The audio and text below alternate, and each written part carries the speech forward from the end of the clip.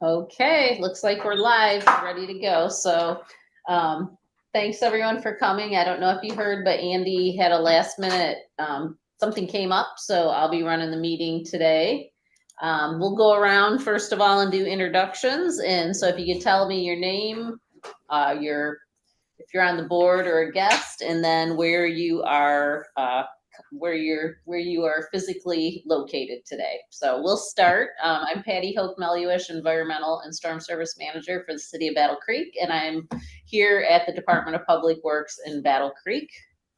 Bessie Plug, also in the Environmental Department here at the city, here in 204 at DPW. Okay, we'll go to Roger next. Hi, I'm Roger Bossi. I'm a community volunteer, I guess is what you call me. I'm with the Cereal City Lions Club, and I'm at home. Is that in Battle Creek, Roger? Oh, yeah. Or? I live actually just outside of Battle Creek in Bedford Township. Okay, thank you. Mike, we'll go to you next. Okay, I'm Mike Wyszynski. I'm here in Battle Creek and Lakeview, and I'm a volunteer member and excited to be here today. Thank you. We'll go to Chris Martin. Yeah, good afternoon. Chris Martin, Urban Planner at Battle Creek Unlimited from my office in Battle Creek. Thank you. Commissioner LaCrosse.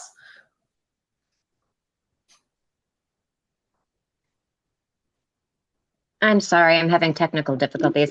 Yeah, I'm Commissioner Jessica LaCrosse. I'm here in Battle Creek at my house right now. Thank you. Go to Bob. I am Bob Gilbert, community volunteer in my office in Battle Creek. Thank you. Who else we got out there? And Kiona. Hi, Kiona Ackley, community volunteer, joining remotely from Battle Creek, Michigan. Thank you very much. And then we have a guest today, Darcy Schmidt. Yes, I'm Darcy Schmidt, and I am with the Planning and Zoning Division. I am the planning supervisor, and I'm here at City Hall in Battle Creek.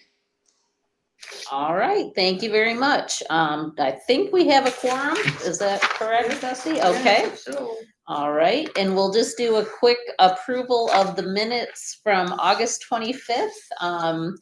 If everyone's had a chance to take a look at those, and if you have no edits or comments on that, if we could have a motion to approve the minutes as presented from August 25th.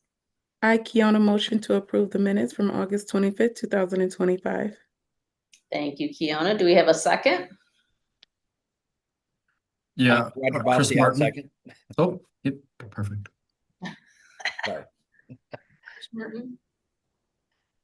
Okay, we'll take Chris's second, and then if all in favor, if we could all have an approval, say aye. Aye. Aye.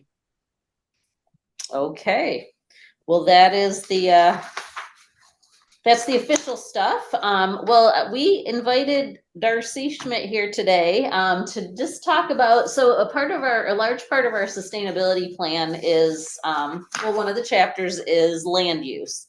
And so our planning department is obviously a big factor in how we have zoned our land in the city of Battle Creek and how it relates into the master plan. So I just asked Darcy if she'd come and I'm not an expert in this at all, so it'll be really nice to have just sort of a general overview of how our land use is zoned here in the city and how that factors into our sustainability planning. So I'll turn it over to Darcy, and Great. Thank you very much.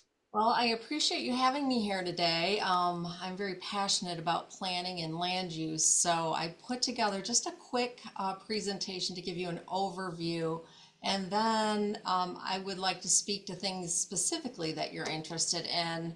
I didn't want to go off too far in any one direction. Obviously, sustainability is important to this group, but I know sometimes the interests kind of sway into other areas as well. So I'm going to go ahead and pull this up and go through it quickly.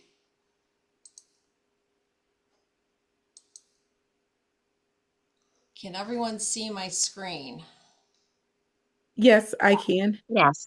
Perfect. Thank you. So I'll get started. Planning and zoning is really has everything and anything to do with land use, having to do with natural resources, transportation, commerce, utilities, industry, housing, infrastructure, and recreation.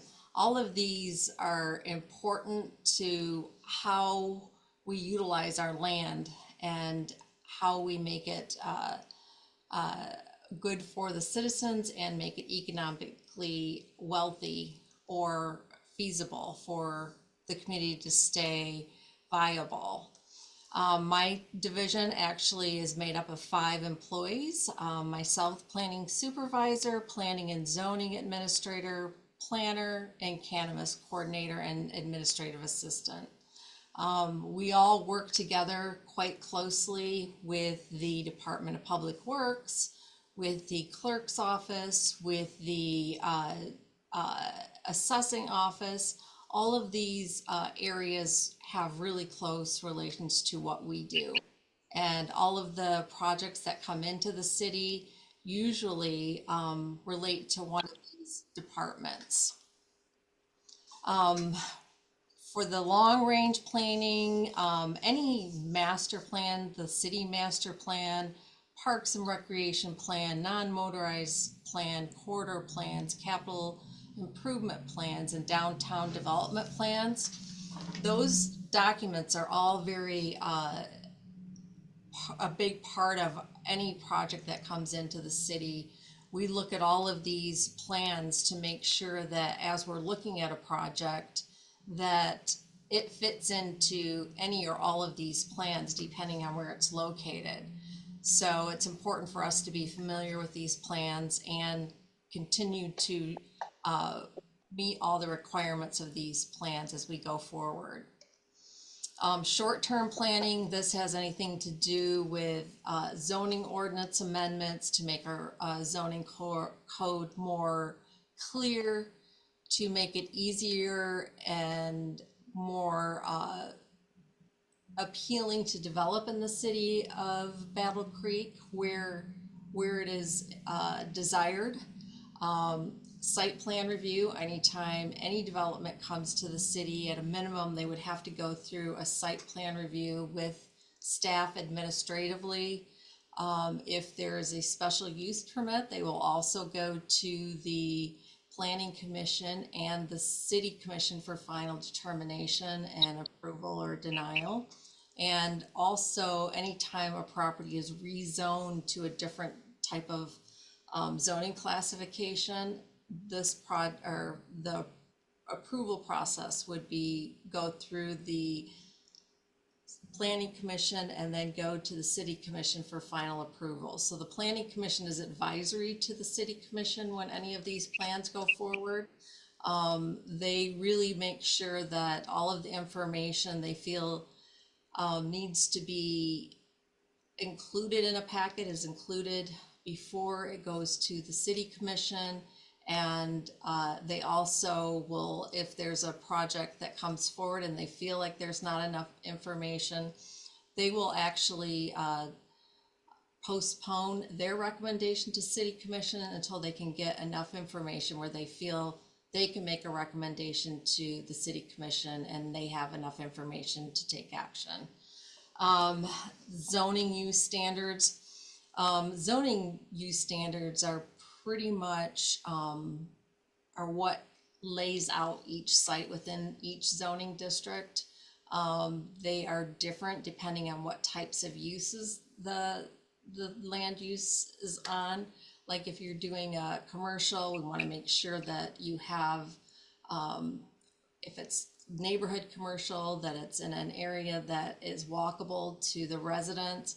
If it's in more of a larger commercial urban or area where you're going to get more traffic from other surrounding communities, we want to make sure that the amount of traffic doesn't impede with walkability. So everything has to do with how people move around the city and utilize the space in the city. We also address zoning and licensing enforcement. If a property owner has put up a fence or has put up a shed without the proper licensing, we work with the property owner to make sure that they can get the right permits in place and be in compliance with zoning codes. Same with any commercial or industrial business. If they are not in compliance with the zoning code and it comes to our attention, we will work with them to get into compliance with the zoning code. We also do a lot of coordination, as I had mentioned before, with departments and their planning efforts to ensure that we have organizational consistency and that we are all being aware and covering the land use plans like they were intended to be used, and the master plans that we have in place, that we are considering all of these documents and making sure that our actions and our recommendations for projects are complying with these documents. We do a lot of technical support for property owners. This can be anywhere from helping them with an application process to looking for a property that where they can build what they would like to build, the type of housing, whether it be agriculture and they want horses or they want more of an urban style living situation. We can work with them and help them find property. We also work with developers from the very beginning, from conceptual design. Again, we can help them find properties where they can build what they need to build or want to build. And we can work with them to make sure they comply with the zoning code as they develop their plans, and make sure that they have an easy time working through the site plan approval and then toward the building permit process. Realtors we are working closely with. We're trying to work even closer. They are out in the public seeing what types of properties are selling, what type of properties we're missing in the city. That really helps us look at, do we need to reconsider some areas for zoning, or what are the things that are preventing people from wanting to locate in the city of Battle Creek? And so it's very important to have open communication with the realtors and provide them with good information for their clients as they're trying to move into the city. Grant applications, it's always important to keep an eye on grants for land use projects.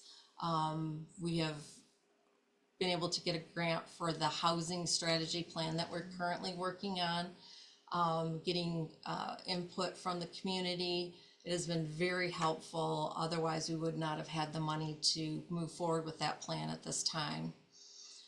We do a lot of site planning. Maybe, for instance, we have, like even with parks, Claude Evans Park was, we had a group of residents working at looking at how we could do additional improvements to the park about a year ago. And they were working with the Department of Public Works during the time that they were doing the improves to the parking lot and the stormwater. And they were able to do a couple extra amenities for the park in the form of a food truck. And because planning was aware of it, we were able to bring in some students from MSU to at least provide the residents concepts and ideas that they could move forward with that plan. We do a lot of redevelopment ready community activities. We are certified, and being part of a redevelopment ready community really puts us in good position for assistance from the state of Michigan for development projects, larger development projects. They give us, there's opportunities for grants, there's opportunities for partnering for larger projects to help finance them. So I'm gonna close this down.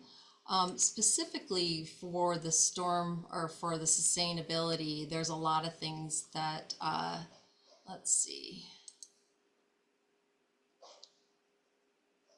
I don't use Zoom a lot, so how do I close this down? It's already, you're not sharing anymore, so you did it. I didn't even know it. So, as far as sustainability, there's a lot of different ways that development projects, I don't know that Battle Creek is an area that we would want to require some of the sustainability as far as rain gardens and things like that for development, just because at this time and as far as economics, it doesn't make sense. We might scare a lot of people away, but there are things that we can look at, like taking some of our landscaping requirements that may have, I see a lot of landscapings that have not been successful that are part of our landscaping requirements. And I don't necessarily think that they're a bad thing, but I think under current circumstances, we have a difficult time um, having lots of shrubs and landscaping that's not being taken care of. It dies, then the property owner has to replace it. So looking at maybe paring back some of the uh, shrub requirements and requiring different trees for sustainable landscaping where you can do rain gardens in the parking lot as a substitute. So kind of swapping those. One of the things that we have a couple communities that have had really successful stormwater management having to do with sustainability, roof gardens and things like that, that Grand Rapids and the city of East Lansing has had a lot of success with having those put in. They actually have a requirement that new development has to have a certain amount of sustainable development in their stormwater process, and they've come up with some things. So, I think it would be a great opportunity for the Department of Public Works here in Battle Creek and the planning department to work with those communities and find out what works, what doesn't work, what they would have done differently, and work towards getting a plan for stormwater management. I know that's just one access to sustainability, but it is a really big one when it comes to land use. And both communities have done city initiated projects where they've taken land of their own and developed stormwater management that has been sustainable, and then also requirements for new developments. So those are things that I think would be great for future land use plans and changing our zoning code to offer options to our current landscaping, offer options to our current stormwater management plans, working together with the Department of Public Works and the Planning Division. So with that, what types of things would you like to know more about as far as land use and sustainability? Oh, I have a couple questions. This is, I haven't really, like I said, delved into the zoning and all that, but how do you prioritize, and do you prioritize green space, like permanent green space within the city limits? Is it protected in any way, or how does that all work? That's a good question. As far as planning what we can do, we can't require someone we can require, like for planned unit developments, for them to have open space. 20% of the overall property has to be open space, which can include part of their stormwater management. It can include like a play area, ball fields, things like that, but not necessarily like property that is in, if someone else redeveloped that area and they no longer needed the approval of the underlying land use, that could be changed. So it's not held in like a deed where it can't ever be changed. It can't be changed as long as the current underlying zoning and land use is in place. Does that make sense? Sort of. So if someone has a development and then they sell it and they put something different on there, are you saying that that doesn't hold any longer? Right. If they change the use of the property and it's no longer tied to that approval for the planned unit development, it's possible that that property, that area of the property could be utilized, but it would have to be a very unique situation. And it would also have to, I mean, would most likely be a change in the zoning code that would allow it, and that's not likely. So What about if it just changes ownership? So if yeah, it, would they be able to forego those rules or get around those rules in that case? no, the approval goes with the land, so a change in ownership would not do it. It would have to be a change in use of the property that actually goes, the change in use would have to meet the zoning requirements too. But, and Okay, that's thank why you. I'm saying that likely it would be, the only thing I could see with the planned unit development, because those are usually in like a single family or 2-family residential neighborhood, and the overlay, the PUD allows for higher density, but it requires 20% open space. So it just makes those lots smaller. You're not going to increase the number of houses. You're just going to make lots smaller. So when I say that, the only thing that would probably change that is if we changed the zoning code so that people could have smaller lots without having the requirement of open space. And I don't know that we would do that because we want to have that open space, right? So that's what we've done to entice them to have that open space and have more of a cluster type development. So I can't see us changing that. But it does run with the land. So any site plan approval cannot change from ownership to ownership.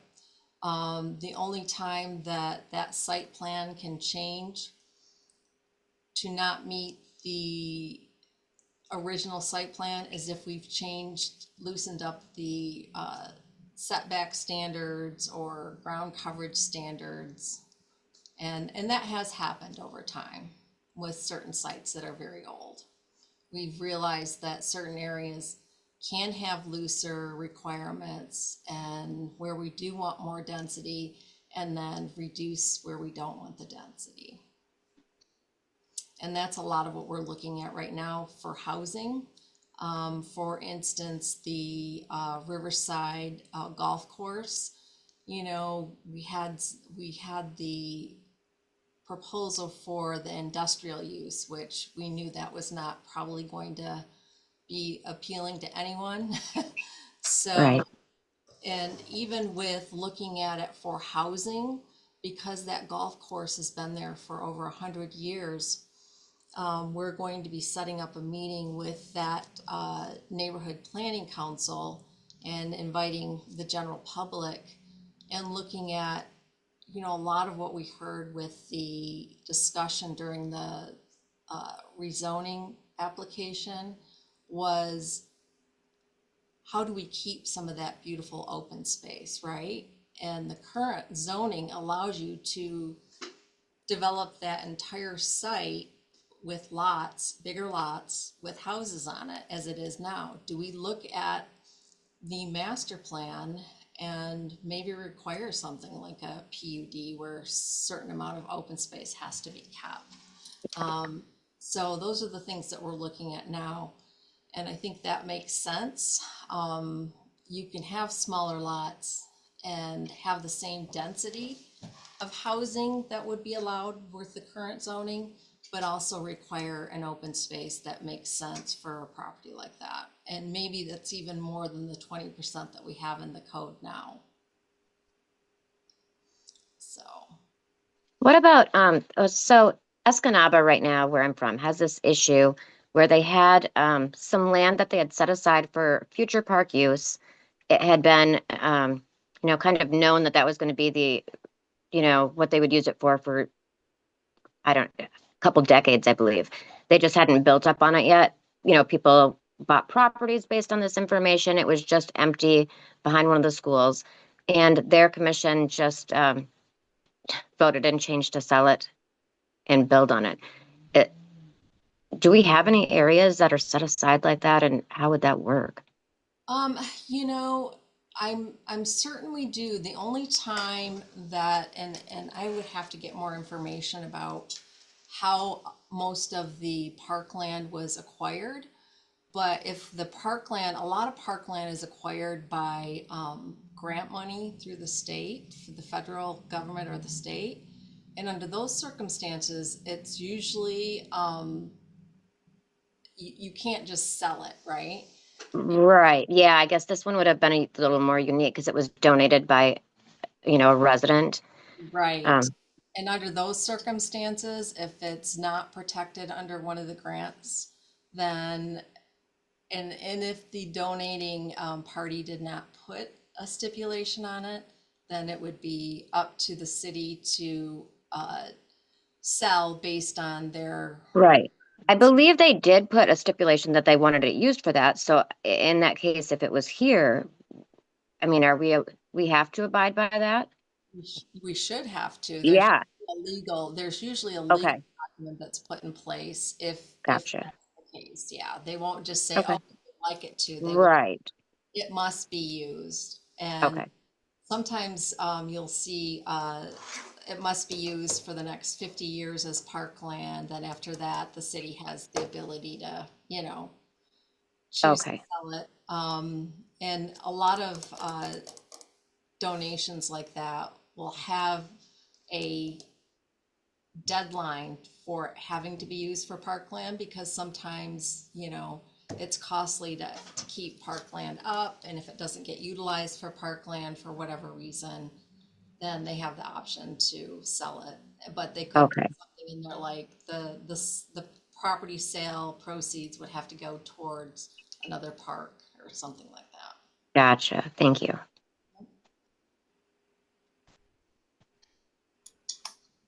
I have another question, if that's okay. So a lot of our, the sustainability plan, some of the goals talk about brownfield redevelopment. Can you talk a little bit about what the city does as far as that and how that process works? Yeah, the brownfield redevelopment, I am not a huge part of the authority, but I'm familiar with it generally through other positions that I've had. And basically a brownfield, any place where a brownfield is plan is put in place, you have to have an authority. That property has to be within an authority, a brownfield redevelopment authority boundary, and there has to be a authority to oversee the financial aspect of the tax increment and how it's developed. Mostly anyone who is like a developer who is proposing a brownfield redevelopment has to put together a significant contract that fulfills the state requirement. So, and then the authority will review that document for compliance with that law, and also monitor the money that's affiliated with it. So it can be used I couldn't tell you off the top of my head, it's been a while, but it can be used for a number of things that obviously take care of contamination, but also infrastructure, things like that are pretty important to a community, especially with all of our older infrastructure. It's a nice way to, when there's a development, not only get infrastructure for that development, but for also other developments, and clean up some contamination that we normally wouldn't have any, we couldn't make someone clean it up without having a development. And if the development couldn't meet the economic feasibility for the development because of the cost of the cleanup, then we're not going to ever have that site developed. So it's a really good tool for cleaning up contamination, and also helping development that normally wouldn't be able to, pay the extra cost of doing that, and would just walk away from any development. So is the authority, where does the funding for that come from then? Is it a city thing or a state, or? It is a little bit of both. Like there's EPA money that helps with that, and I'm trying to remember. Tax increment financing is different because that's a tax capture, but I think brownfield, and I'm not 100% sure, Patty, but it's my understanding that it's similar to tax increment financing in the sense that some of the money is captured through taxes of that brownfield area, but I don't know. I have to get back to you on that. Thank you. Chris, are you familiar with any of the brownfield? Yeah, I was going to kind of chime in. So Yeah. there is an authority for Battle Creek. It's on the options when signing up for a committee. My colleague John Hughes is the administrator of that authority. And yeah, what Darcy was mentioning was correct. Also, the city is actually exempt from some of the environmental due diligence that's needed, but whenever acquiring property that you would assume could be a brownfield, you have to do your environmental assessments prior to acquisition, so you're able to potentially use those funding. So there's state and then federal. So Eagle has a brownfield redevelopment manager for the state, so they do have funding available. The EPA does. Of course, some of that's been reduced. And then there's a biannual conference that's nationwide. I got to attend the one 2 years ago. My colleague John attended one in the fall. So Patty, I'd be happy to share more info. But yeah, the Brownfield Authority meets on an as-need basis, but the city has a link to that authority. And then, of course, the county land bank is also another. They acquire a lot of brownfields or default tax properties. The county through either they can either acquire them directly for strategic investments, or they might acquire them through the tax foreclosure process, and it usually defaults back on a land bank. Now, not every county in the state of Michigan has a land bank, so there's actually a state land bank as well too. Our land bank is actually pretty robust, and has been kind of highlighted as a pretty successful one that has quite a number of good staff, and they're actually a project partner on our river project as well too. But they can, I think within the city limits, there's over 600 parcels that are in the Calhoun County Land Bank too. Many of those are brownfield sites. So they can get strategic funds through the EPA to do cleanup, demo, some environmental assessment dollars. We were fortunate enough to receive some of that funding for some of our river restoration projects to do some environmental due diligence and hazardous material assessment. But yeah, these grants are competitive. And ironically, sometimes you need to have a plan in place for the cleanup, and usually it's just a portion of what's needed. But yeah, we utilize local consultants, like SME is one that BCU utilizes a lot. I know the cities utilize them too. They do a lot of good environmental assessment work. But yeah, usually you have to do a baseline level assessment prior, and then a phase 1, and then a phase 2. So the BSA usually has to take place within before acquisition in order to be eligible, and the others in the phase 1 as well. And then the phase 2 can follow within the first, usually I think first 3 to 6 months of property acquisition to be eligible. So, but the city is exempt from them. So if when we've had to acquire certain properties right away, generally through the tax foreclosure process, the city can be a good strategic partner for that. Yeah, and it's a complicated process, but I don't know. I've seen a lot of projects that probably wouldn't have been able to come to fruition without the process. Mm-hmm. Yeah, and when you think of I guess that term brownfield, it's actually a lot broader than you would assume. So the term greenfield is like a new development or area that hasn't been utilized. A brownfield doesn't always have to have extreme levels of contamination like you might assume. A Superfund site would be an extreme case of those, but a demoed residential home like Darcy was mentioning about, they could have lead or asbestos in that property, and or it was demolished or burned down in a way that wasn't actually mitigated or cleaned up, so that could be eligible. Yep.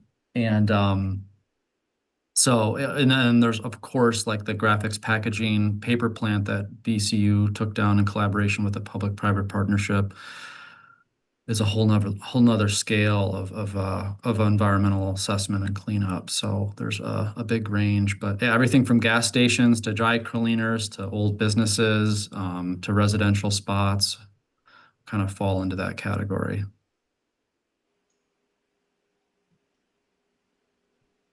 And I can put a few links in the chat here for some people that are interested in learning a little bit more.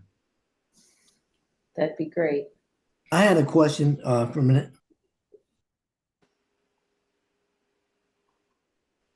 What is the BSA? Does that sound for Brownfield System Assessment, or what is the definition of that BSA?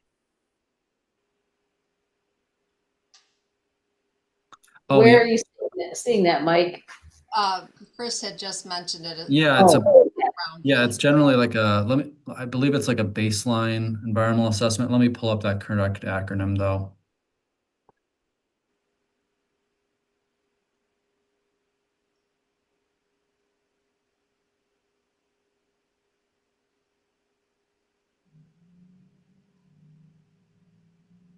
Hang on just a second. I'll get back with you on that. I want to make sure I have the correct acronym. I use all these acronyms all the time. I'm going to put a link Thank to, you. yeah, I'm putting a link to the federal.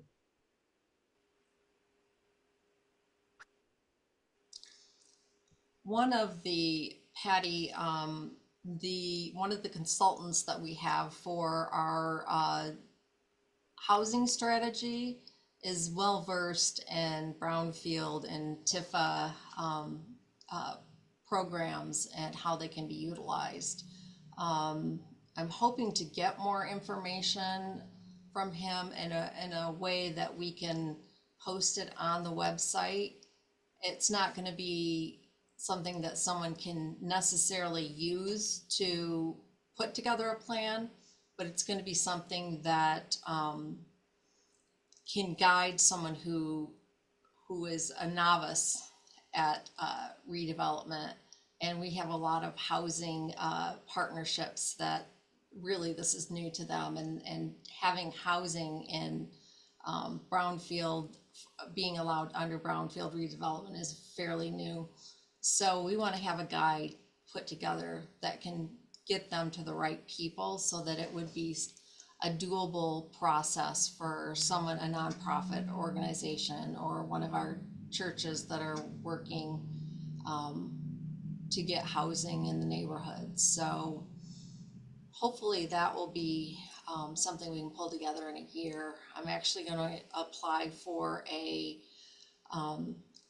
class through Michigan State where it would be part of their planning practicum to work with the city to put together a document like this. Great. And Michael, just to follow up on your question, I dropped an answer in your chat. So it's a brownfield site assessment. Thank you very much. I got that. And there's a link to some more info, and I also linked up to the EPA's page, and then also Eagle, formerly the DEQ or DNRE. They have a whole wide range of programs, especially in regards to the remediation redevelopment. So they're and then for Thank assistance you very on much. the regional level, they're called like tab coordinators, but that's run out of Kansas State University actually, and they provide like free technical assistance for projects as well. So when pursuing those, of course, it's a little easier to go through the state than it is the federal with the various hoops you have to jump through. But no, it can be really important.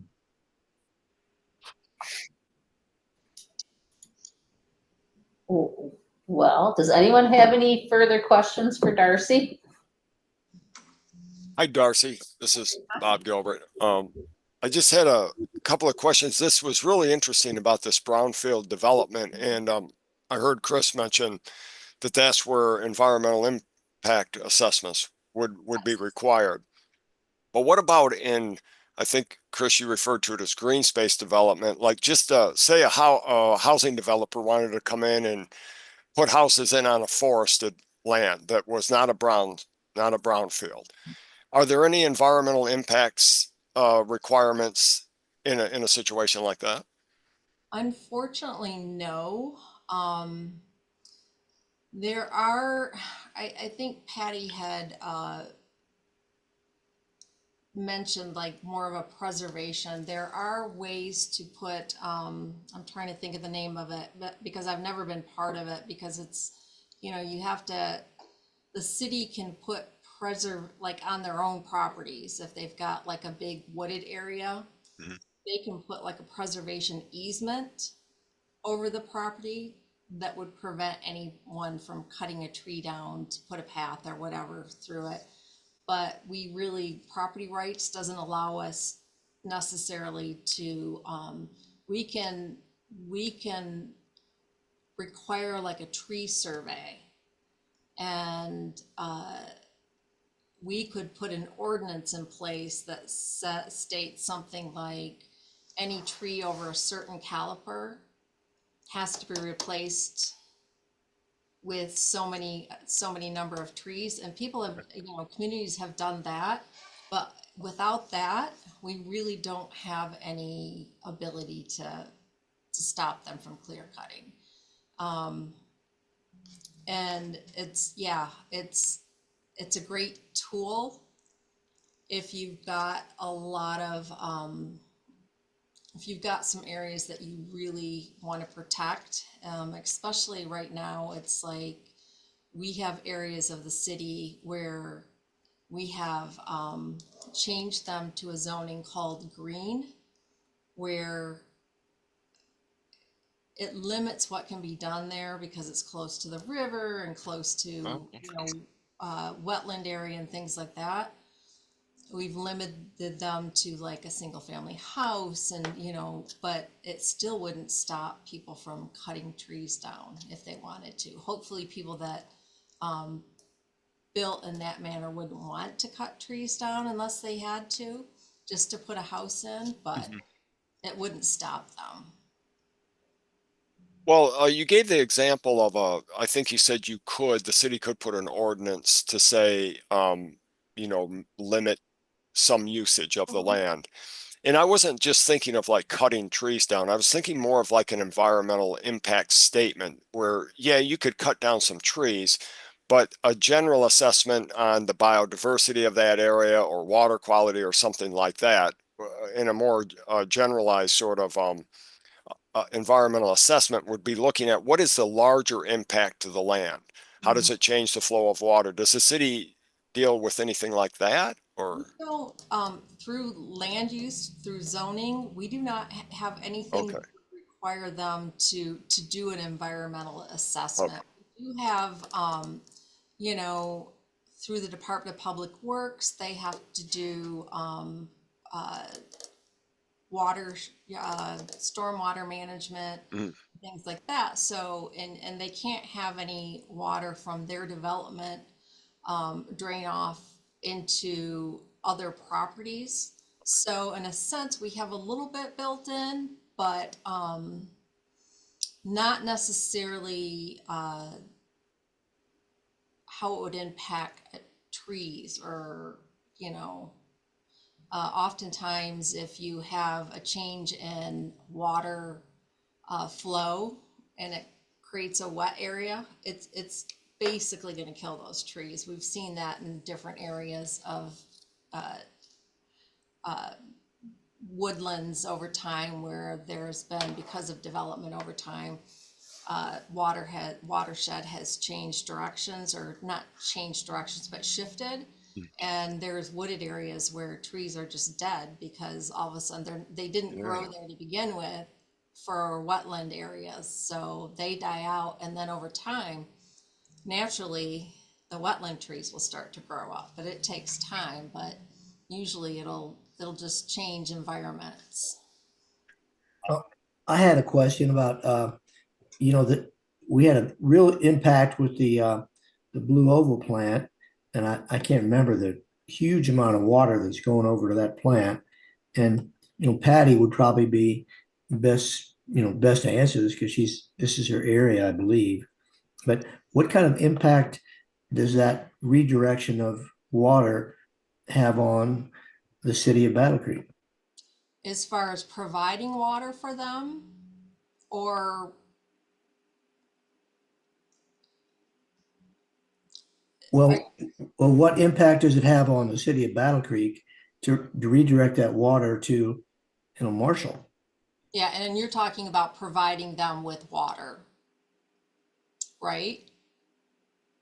Yeah, we provide that plant with incredible amount of water, like millions of gallons. I think they're building a whole tunnel over there, and that's is redirecting, water. I don't know whether it's groundwater or river water, what's going over there, but that's got to have an impact on, the green of some area.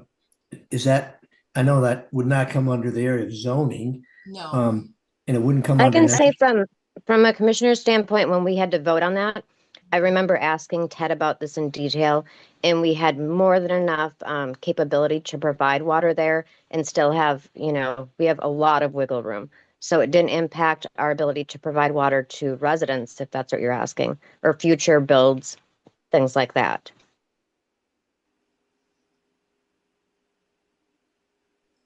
In general, that's what I was concerned about, because I don't know if these things are coordinated with the county, because, the county was involved, maybe more than the city. I don't know. I wasn't available.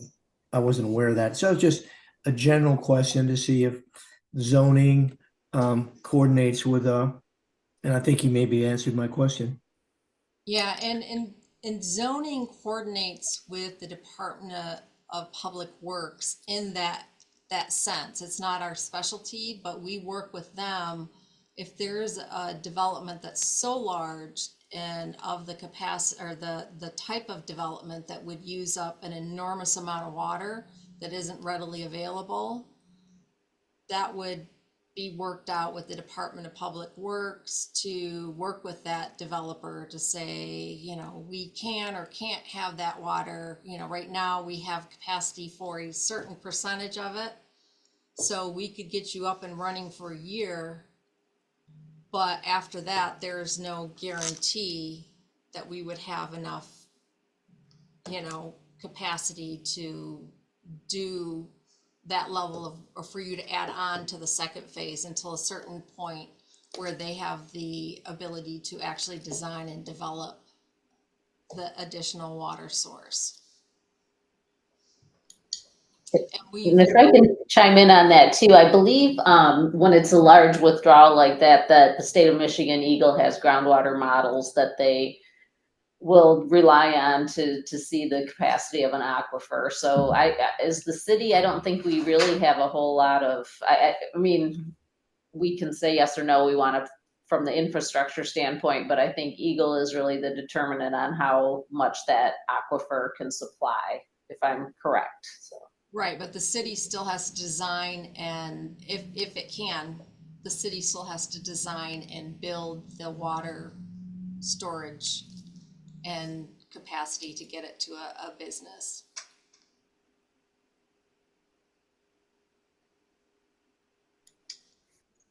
As far as going back to like, I'm sorry, like the wetland or like preservation aspects of it, is there a way to get it, I guess, the state or federal protections on certain properties to have them determine like if they're wetlands or protect a species of bird, say, just to limit building on that aspect?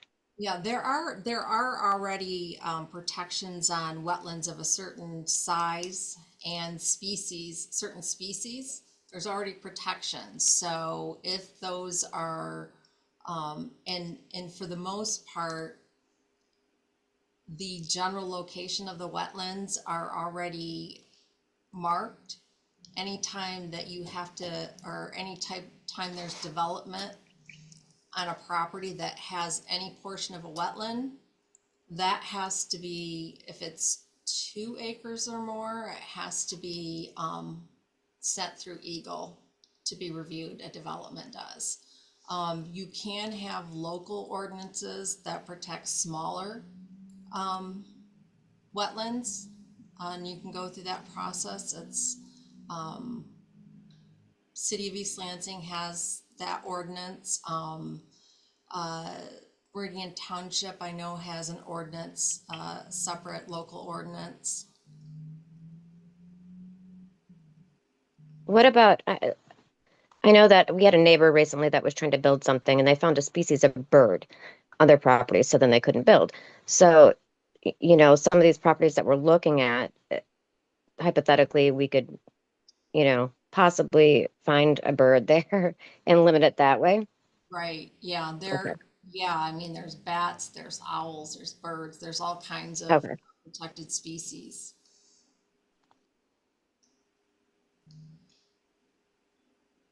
Could I add in one thing on this conversation between you and Jessica? That, that's a really good point. And I don't really know how all this works, but if there was, say, a developer, again, I'll use this idea of a developer coming and wanting to develop a land, wouldn't it have to be through something like an environmental impact statement that we would become aware of an endangered species? Or how would we know if we didn't do a formal review?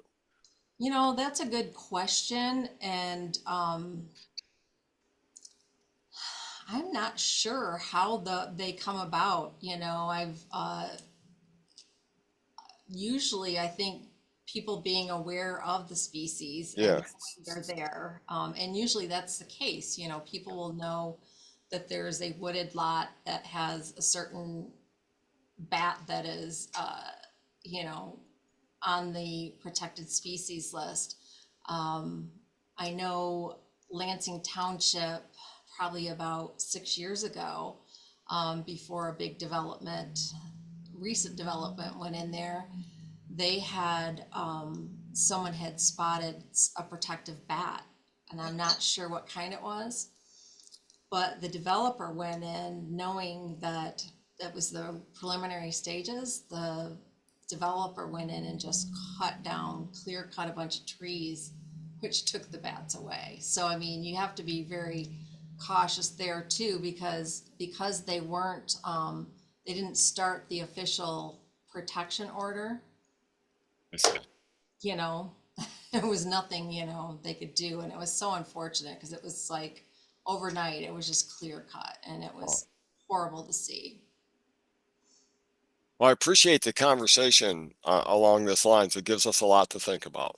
Yeah, I used to be, my master's degree was in mining reclamation. So Okay. I used to know a lot more about it because mine sites, you run into that a lot, especially around Michigan, northern Michigan. Protected species of all different types along the shoreline where a lot of the mining is happening, but I just it hasn't been part of my job description in many years. So, Yeah. but Well, it's worth considering here at the Sustainability Committee. Maybe we could look into that a little bit and see what we could do.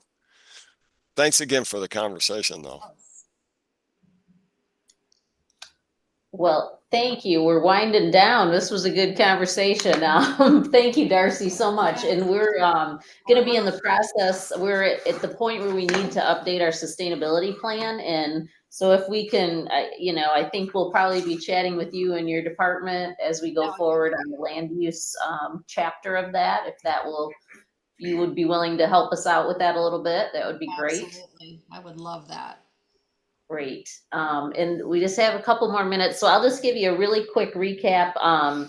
We presented to commission, it was last Tuesday, just to give them an update on the sustainability plan. We've not met with them in the last 5+ years, and then also the greenhouse gas inventory report. So I think it went well. We had a few members there, stood up and spoke to, but the mayor said it would probably be about 6 months before we get, with the new city manager and all that entails, that it might be a while before we hear back on their recommendations with the greenhouse gas inventory. But I think we are at the point where we want to start moving forward on the plan updates as we can. So that's kind of wraps that up. But if anyone else, Bessie, do you have anything you want to add? The styrofoam event or anything? Yeah, this Saturday is our polystyrene styrofoam recycling event here at DPW from 9 to 11. We are short on volunteers, so if you could volunteer an hour, we'll take it.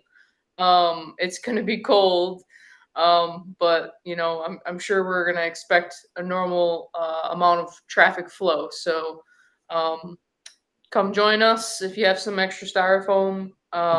Feel free to swing on through and yep. Yeah. So yeah, if anyone else has anything to add to this meeting, they want to add anything, please speak up. Anyone? Okay. Well, thank you all for your time, and I will send out, an email on how we can get started on the sustainability plan. Our next meeting is December 22nd. So we'll send out information on that. And Darcy, thank you again, and thank all of you for attending. We appreciate your input and support on this. So we will adjourn at 2.